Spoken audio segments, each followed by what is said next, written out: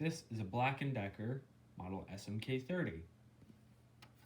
These, from what I've been told, are based off of EI Electronics bases, because the original EI Electronics alarms used the same base. You can see contains 0.9 microcuries of americium-231.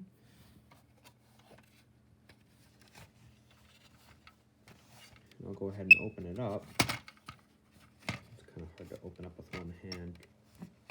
It's got that clip. I was able to do it earlier. Let's see, there we go. As you can see, it's got a very simple inside. You get your sensing chamber right here.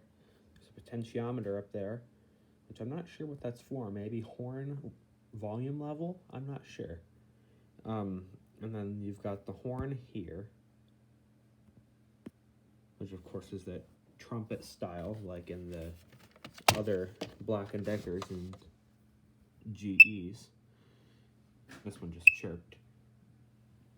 But as you can see, they're pretty much the same inside, except this is, of course, the SMK60 M1. I believe this one uses a very similar internal thing to a M3, but of course with the added silencer tab down here on the board.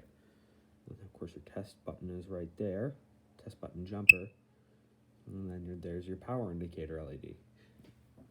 So I'll go ahead and close this up. This does sound very similar to the M1, but because it uses the same horn essentially. However, it does the slower coding that the M3s were known for doing. So they don't sound like this.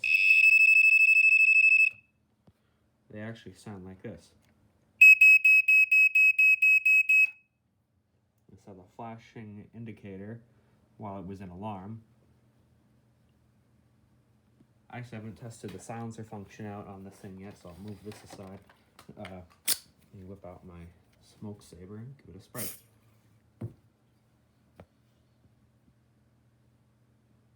Let's see.